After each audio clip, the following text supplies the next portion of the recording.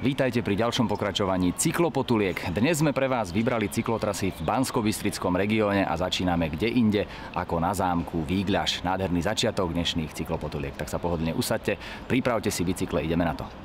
Drakulova izba je špecialitou hotela Grand Vígľaš a má aj tajný východ. Sprievodkyňa v dobovom kostýme nám ukázala tajné zákutia hradu, v ktorom okrem iného nájdete aj repliky najslávnejších vynálezov Leonarda da Vinciho. Nesúvisia pevne so zámkom Vígľaš, no súvisia s terajším majiteľom, ktorý dostal zbierku do daru. Na zámku Vígľaš sa nachádza celá a kompletná zbierka replík vynálezov Leonarda da Vinciho. Už ako som spomínala, sú to repliky, napriek tomu sú veľmi vzácne, keďže takéto skupiny boli na svete vytvorené iba dve. Nech sa páči, jedno z nich môžete vidieť na zámku Vígľaš.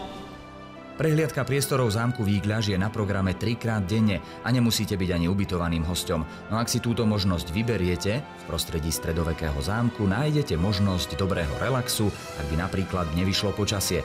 No my sme mali šťastie a tak sme vyrazili na cestu. Ak máte v obľúbe návštevu hradov a zámkov, Pustý hrad nad Zvolenom je už aj správnou cyklistickou cestou. Stúpanie k zrúcanine hradu, ktorý by vraj mal byť rozsiahlejším ako Spišský, nie je vôbec také náročné. A výhľad naozaj stojí za to. V prvom rade je Pustý hrad takou pýchou nášho regiónu a sme naň veľmi hrdí. A rozvíjame tu aj projekt Bike Park Pustý hrad, takže vítame všetkých cyklistov, ktorí si tu určite prídu na svoje trošku šlapania, ale potom krásne výhľady, ktoré odmenia tú makačku.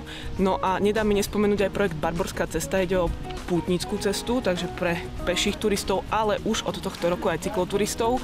Je to trasa po historických aj banických pamiatkách tohto regiónu, takže nadšencov a milovníkov histórie veľmi radi privítame. Pustého hradu nádherný výhľad nielen na Zvolen a letisko Sliač, ale až na Banskú Bystricu pri tejto viditeľnosti a vzadu v takej hmle vidíme Veľkú Fatru. Vzadu v takej hmle vidíme Veľkú Fatru a práve tam sa dneska dostaneme a budeme konkrétne pri horskom hoteli Kráľová studňa s nádhernými výhľadmi. Určite budú konkurovať aj tomuto. No tak to sa teším, poďme na to.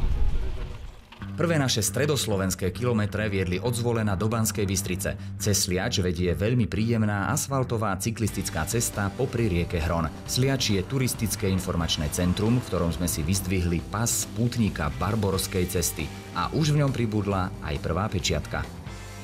A tu máte všetko, tu máte mapku, celá trasa Barborskej cesty, ktorú si môžete prejsť po čiastkách alebo celú. K tomu môžete potom dostať aj pečiatku na jednotlivých miestach, kde sa zastavíte a môžete k tomu dostať ešte letáčik, ktorý vás bude o tej Barborskej ceste nejako dopredu informovať. Tohto roku sme spustili nový produkt cestovného ruchu, sa to volá Región Pustý hrad.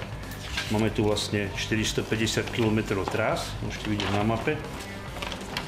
Väčšina tých trás nie je značených reálne v teréne, ale všetko sú to lesné cesty, čo to len, kde sa dá prejsť po nich. A k tomu máme vlastne mobilnú aplikáciu, kde si môže stiahnuť jednotlivé trasy do mobilného telefónu a robíte to ako s navigáciou klasicky. Ďalej na ceste do Banskej Bystrice sme sa zastavili v 3 km vzdialenom Hronseku. Tam sme nemohli obísť nielen novoopravený vodný hrad, ale najmä drevený kostolík. Drevený kostolík v Hronseku, národná kultúrna pamiatka. Čím je vlastne zaujímavý a vzácny? V súčasnej dobe musíme povedať v prvom rade to, že kostolík je zapísaný do zoznamu Svetového kultúrneho dedičstva UNESCO od roku 2008. No a výnimočný je aj tým, že pri jeho stavbe museli byť spĺňané veľmi prísne kritériá. Napríklad musel byť postavený za 1 rok, musel byť postavený mimo dediny, nemohol byť postavený s vežou a čo je celkom pozoruhodné, na jeho stavbu nemohol byť použitý ani jeden klinec. Samozrejme je veľmi navštevovaný turistami zo širokého i blízkeho okolia.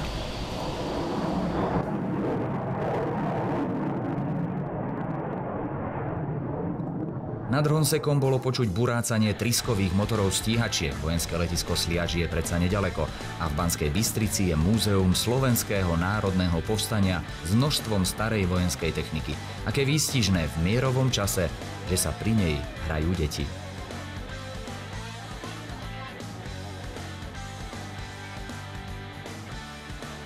Námestie v Banskej Bystrici má vždy špeciálnu atmosféru. Staré banícke mesto tu ukazuje svoju bývalú hrdosť, veď meďou vyťaženou v tunajších baniach boli obité aj kýly lodí, ktoré do Ameriky doplavili Krištofa Kolumba.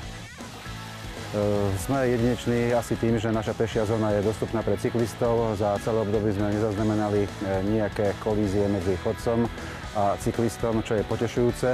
No a samozrejme v spolupráci s oblastnou organizáciou cestovného ruchu prevádzkujeme cyklobus, ktorý zabezpečuje prepravu jednak cyklistov a v zimnom období aj lyžiarov do horských stredísk. Takže vďaka tejto službe a cyklonabíjačke si môžu aj tí menej zdatní turisti vychutnať okolité krásy Banskej Bystrice.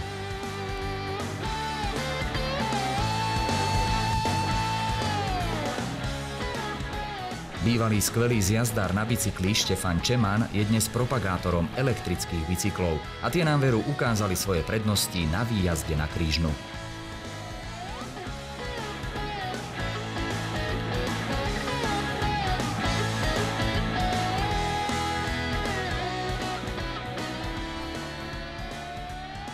Tak sme hore na Kráľovej studni, 1300 metrov nad morom. Bola to poriadna makačka, 14-kilometrový kopec, ktorý sa dá výjsť na bicykli. Aj keď mnohí si na to netrúfajú, ale ako ste mohli vidieť, naše dievčatá z oblastnej organizácie cestovného ruchu to bez problémov zvládli a zrejme aj vďaka tomu, že boli na elektrických bicykloch, na e-bajkoch. Kickbajky nie sú o tom, že kto nevládze, je to práve o tom, že kto chce zajsť ďalej alebo chce dať dlhšie trasy, prípadne rôznorodé týmy, čiže niekto vládze menej, niekto je trénovanejší, tak môžu jazdiť spolu a tým pádom dokážu užiť si tú jazdu. Takže prvá nabíjacia stanica v Slovenskej republike, zrejme ich pribudne viac, ale toto je teda taký líderský región, čo sa týka práve týchto e-bajkov? My sme tu tak najrozvinutejší v oblasti e-bajkov. No a tým, že toto je druhý najvyšší bod na Slovensku prístupný na cyklotrase, tak sme dali toto miesto ako prvé.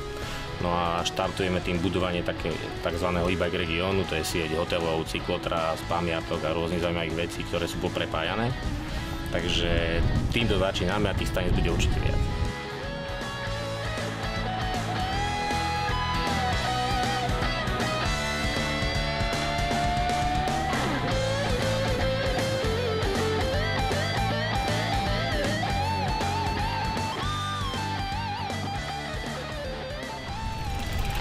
Tak toto je úchvatný výhľad z Krížnej na Kráľovú hoľu, v podstate na celé Slovensko.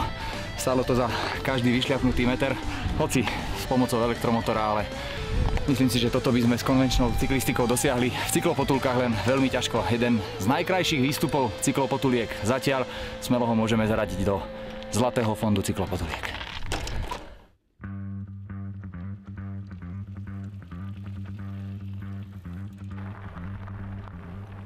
Zjazd z Krížnej a potom od Kráľovej studne je výborný. Hoci terén je často náročný, odvážni cyklisti zažijú nával adrenalínu do krvi. Okrem toho sa stále môžete kochať výhľadom či úžasnými scenériami. Pri návrate do Banskej Bystrice môžete zamieriť do známej Laskomerskej doliny. Tam by už v týchto dňoch mali byť otvorené a označkované nové jednosmerné trasy, tzv. Single traily. Presne tak, rozbieha sa tu projekt laskomerských jednosmerných cyklotrás, ktoré sú určené aj pre tých trošku adrenalinovejších a zdatnejších cyklistov, takže všetkých takých pozývame presne do Laskomerskej doliny na takéto adrenalinové dobrodružstvo. Určite sa všetci majú na čo tešiť. Nové single traily nad Banskou Bystricou v Laskomerskej doline. Región stredného Slovenska a konkrétne okolie Banskej Bystrice je pre cyklistov naozaj rajom. Úžasné možnosti cyklotrás, na ktorých stále nestretnete húfy turistov, robia z tohto regiónu zem neznámu, no pripravenú na objavovanie. Tak neváhajte a príďte, možno aj vlakom. Pojazdná úschovňa Batožín, to je to zázračné trojslovie, ktoré naše železnice pripravili pre cykloturistov. Za 1 euro si viete bajk prepraviť odkiaľ chcete, kam chcete. Z Bratislavy do Banskej Bystrice a z Bystrice napríklad až do Žiliny, kde sa ponúkajú ďalšie krásne cyklistické trasy. Aj tie vám v cyklopotulkách ukážeme už o týždeň, tak buďte s nami. Dovidenia.